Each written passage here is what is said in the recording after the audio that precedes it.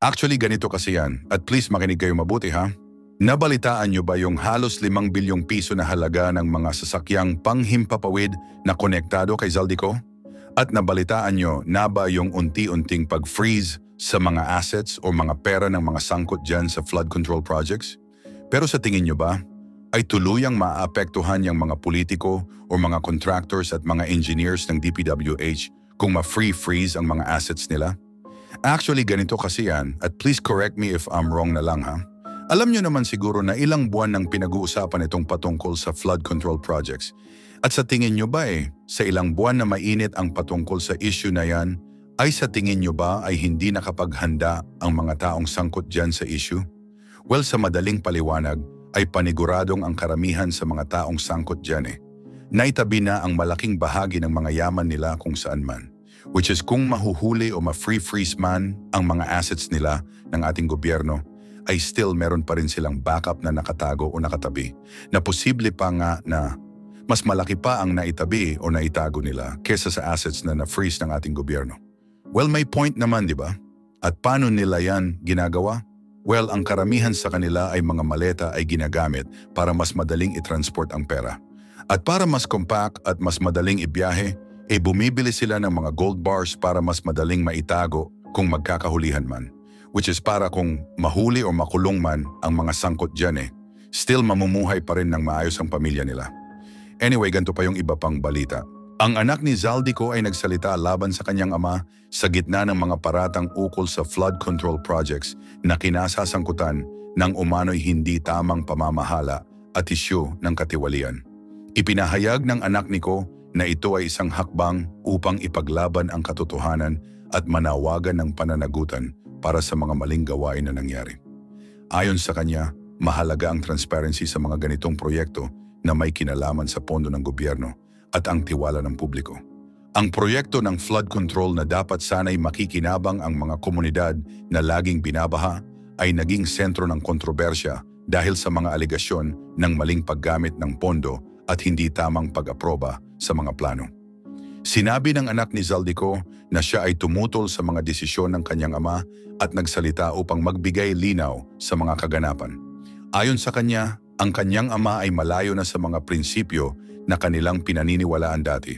Ang mga sinabi ng anak ni Zaldico ay tila isang pampublikong paghamon na humihiling ng higit na pananagutan. Sa mga oras na patuloy ang mga investigasyon, pinipilit ng anak ni Zaldico na magpakita ng tapang sa pagsisiwalat ng kanyang saloobin. Ipinaglalaban ko ang katotohanan at dapat itong malaman ng publiko, pahayag ng anak niko sa isang panayam. Hinimok niya ang kanyang ama na harapin ang mga paratang at magbalik upang masagot ang mga katanungan ukol sa proyekto at mga aligasyon ng katiwalian. Sa mga oras na lumalaki ang isyu, ang anak ay patuloy na umaasa na magkakaroon ng tamang aksyon at isang makatarungang investigasyon. Hindi pa nagsasalita ang ama niko, ngunit ang anak ay tiwala na ang kanyang aksyon ay magbubukas ng mga pinto para sa higit pang transparency at accountability sa mga proyekto ng gobyerno. Pero ang malaking tanong ko naman sa inyo mga kapupong ano sa tingin nyo itong patungkol sa statement ng anak ni Zaldico? Tunay kaya ito? O isang paglilihis lamang? Actually, mabilisan lang to mga kapupong ha. Natatandaan nyo ba yung sinabi ni Senator De La Rosa patungkol sa suggestion niya sa mag-asawang Diskaya? Yung patungkol sa kinakailangan nilang gumamit ng armored car? Well, basically, kahit di naman sabihin ni De La Rosa yan automatic nang talagang gagamit yung mga Diskaya ng mga armored car meron sila. Which is, kung hindi ako nagkakamali, and please correct me if I'm wrong, ay kahit nun pa lang kasi meron na talagang armored car itong mga Diskaya. At in terms of armored car, alam nyo naman siguro na halos karamihan sa mga congressman naka-armored car ngayon. Which is sa laki ba naman ng kickback na kanilang nakukuha hindi pa ba sila bibili ng sasakyang magiging safe sila? Which is ang isa kasi sa mga matututunan natin ngayon Kaya pala sobrang daming mga kilalang tao dito sa Pilipinas ang gustong maging congressman, hindi dahil upang makatulong talaga sa mga Filipino, kundi upang kumubra lamang ng pondo ng bayan. Actually, hindi lang pala congressman dahil meron rin palang mga senador at iba pa. Anyway, ganito pa ang iba pang balita. Isang bagong alyansa ang nabuo sa pagitan ng mga lokal na pinuno at iba't ibang civic groups upang mas mapalakas ang pananagutan sa mga proyektong pang-imprastruktura. Ang Independent Commission for Infrastructure o ICI ay nag-anunsyo ng pakipagtulungan sa ilang Metro Manila mayors tulad ni Vico Soto ng Pasig at Joy Belmonte ng Quezon City. Ayon sa kanila, layunin nilang magbigay ng masusing pagsubaybay, dagdag na transparency at mas matibay na check and balance sa mga proyekto ng gobyerno. Kasabay nito, isang koalisyon ng mga alkalde ang nangakong magsasagawa ng masusing pagsusuri sa mga flood control projects na isinagawa ng Department of Public Works and Highways sa nakalipas na 10 taon. Nais nilang matulungan ang independent body na tukuyin kung may mga irregularidad sa ahensya. Malinaw na nakatuon ito sa mga proyekto para sa pagpigil ng pagbaha sa iba't ibang probinsya at lungsod. Sa mga oras na nagsasagawa ng pagdinig sa Senado, 2 dating engineer mula sa DPWH na sina Bryce Hernandez at JP Mendoza ang naglahad ng kanilang testimonya. Sinabi nila na may ilang flood control works sa Bulacan at kalapit na lugar na hindi natapos ng maayos at may ilan pa umanong hindi na ipatayo ngunit na i-report na kumpleto na. Ayon sa kanilang pahayag, bahagi ng pondo ng bawat proyekto ay napupunta sa mga hindi tamang paggamit. Sa isang pagkakataon, mismong ang presidente ang nagsagawa ng inspeksyon at nadiskubre na ang ipinapakitang proyekto ay wala pala sa aktual na lugar. Lumakas ang panawagan mula sa publiko. Noong ika-21 ng Setyembre, libo-libong mamamayan, estudyante at iba't ibang grupo ang nagsama-sama sa Maynila at iba pang lungsod upang hilingin ang mas malinaw na paliwanag at pananagutan. Sa mga oras na pinalawak ang investigasyon, iniutos ni Commission on Audit Chairman Gamaliel Cordoba ang agarang audit sa mga proyektong inilaan para sa Bulacan. Sinabi niyang dapat masiguro ang aktwal na pag-iral at tamang pagsunod ng mga proyektong sinimulan mula pa noong unang bahagi ng 2022. Bukod dito, hiniling din niya ang masusing review sa kabuang flood management plan sa Kalahang, Maynila at karatig na lugar.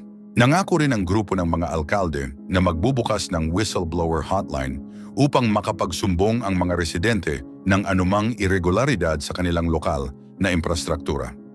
May ilang alkalde na rin ang nagtanong sa kanilang mga kinatawan sa Kongreso ukol sa mga hindi malinaw na proyekto. Sa Bulacan, hinamon ni Mayor Lem Faustino si Representative Danilo Domingo na magbigay ng paliwanag tungkol sa pagkakaiba-iba sa mga ulat ng flood control projects sa kanyang distrito. Sa pamamagitan ng alyansang kasama ang Independent Commission for Infrastructure, inaasahan na mas magiging matibay ang pagbusisi sa paggasta, pagpapatupad at auditing ng mga proyekto. Ang mga gawaing may questionabling record ay agad na itatala at ang koalisyon ay magbibigay ng suporta sa mga formal na proseso ng batas kung kinakailangan. Ang mga opisyal na nasasangkot o nasa ilalim ng pagsusuri ay nagsabing handa silang makipagtulungan sa investigasyon at iginiit na ang mga paratang ay dapat daanin sa tamang forum.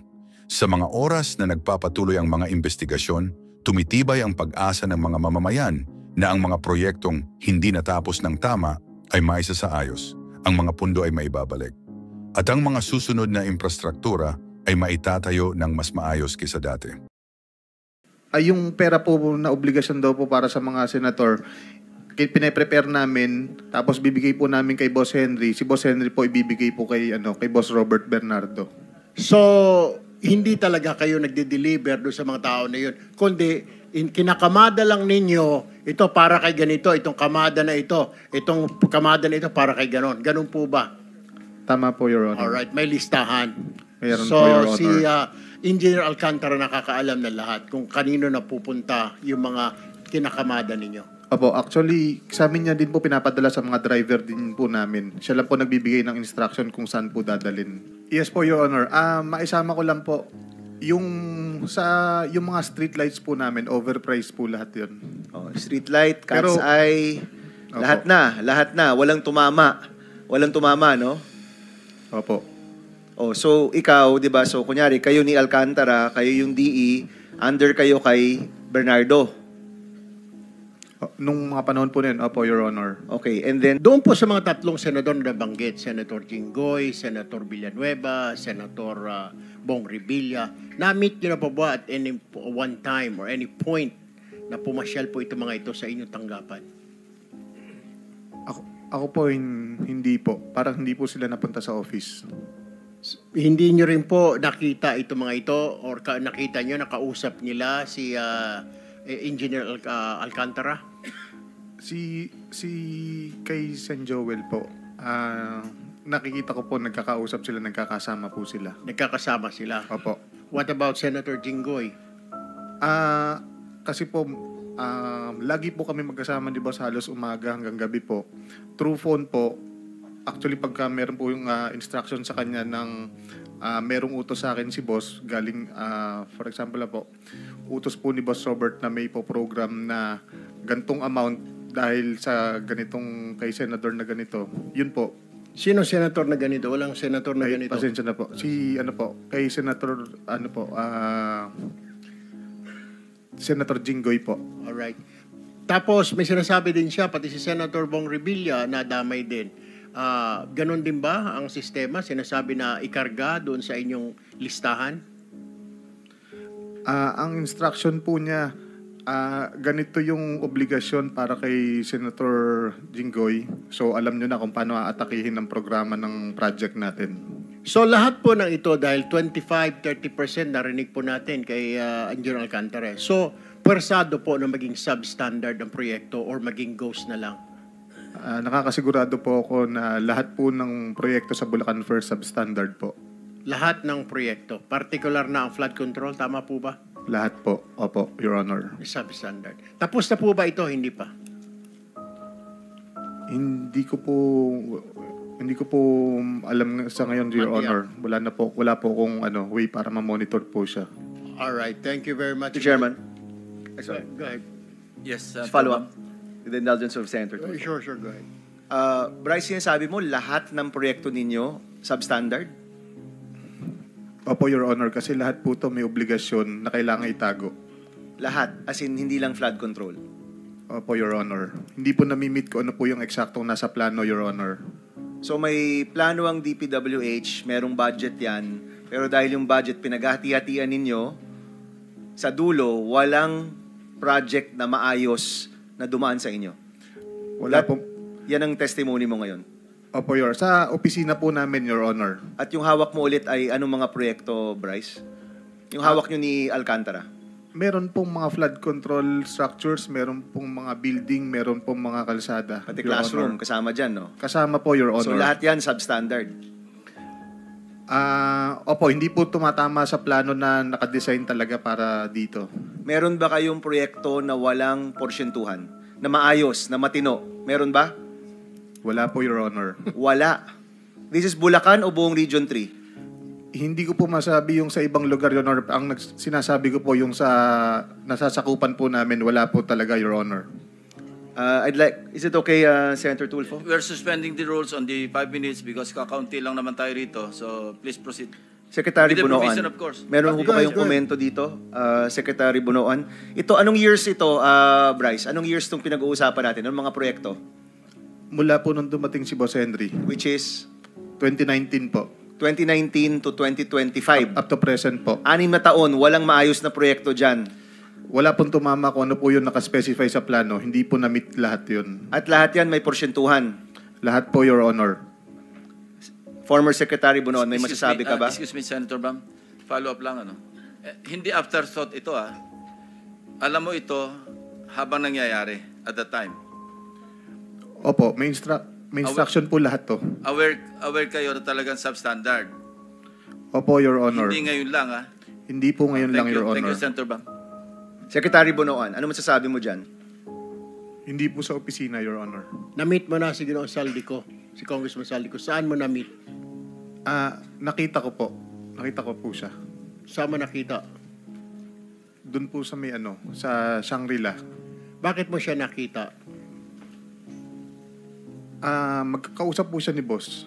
So kasama ka ni Engineer Alcantara nung kausap ni Congressman Saldico si Engineer Alcantara. Opo, pero naka-distance po ako. Hindi po yung kausap po. Hindi po kayo kausap. Opo. Usap lang po yun. Wala po kayong dineliver na pera or what? Nag-deliver din po kami ng pera pero hindi po directly kay sa kanya. Bali yun nga pong Sinong kanya po? Sinong kanya? Hindi po namin directly nakita si Kong Saldi. Okay. Ang pinakausap po sa amin yung tao niya pong pangalan ni Paul. Paul. Okay. So a certain Paul na tao ni Kong Saldi Opo, Your Honor. ang inabutan nyo ng pera.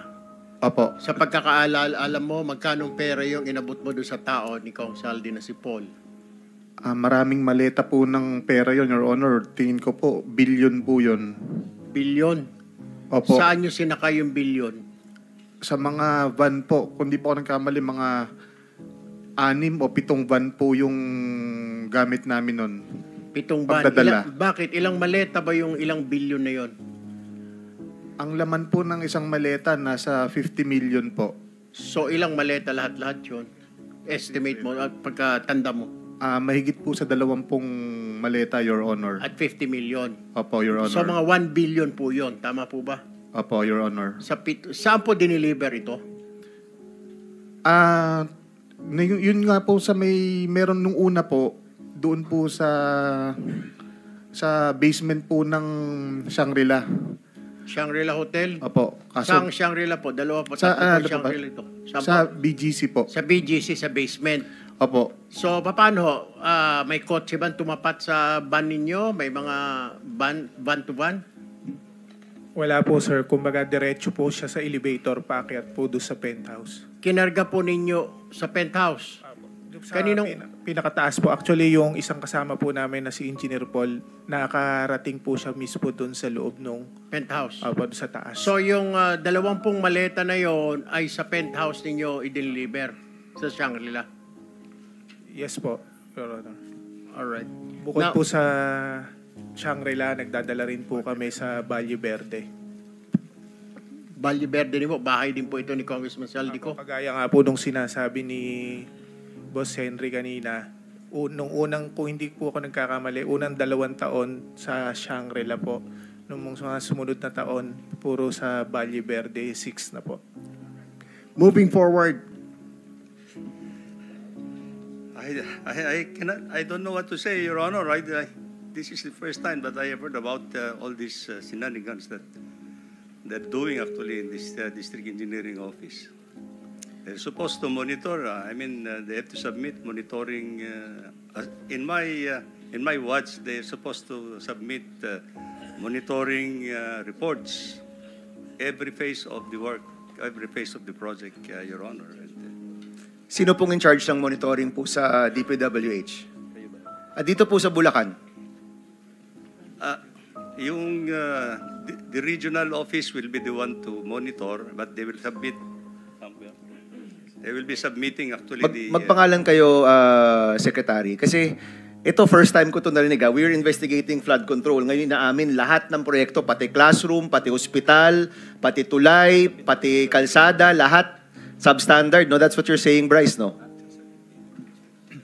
Hindi po, Your Honor. Nagiging substandard po siya in the sense na, for example po, yung konkreto niya, dapat is good. Pagdating po ng 7 days, dapat pwede na pong magamit. Or 3 days. Ang ginagamit po natin is yung mas matatagal po. Minsan po 14 days, 28 days. At saka Mas mura. Mas mura po. Tsaka mas mababa po yung yung strength nung konkreto na ginagamit. Okay. So, hindi yung, let's say, length. Hindi kayo nagbabawa sa length. Ng, let's say, isang kalsada, mga 10 kilometro dapat. Ang gagawin nyo, 8 kilometro lang. Hindi ganon. Bubuuin nyo yung 10, pero mas murang kagamitan ang ginagamit. Ganon po ba? Yes. Minsan po ginagawa din po yung pagbabawas ng length pero minimal na lang po. More on quality po talaga ang nawawala. Yun. So, that's why you called it as, you termed it as substandard. Okay. Now, doon po sa, well, naintindihan ko yung sinasabi nyo na overpriced yung mga ganon. Yung, ano itong 10% lang ang hinihingi o binibigay nyo sa proponent? Ano yung mga... Yung mga buildings po.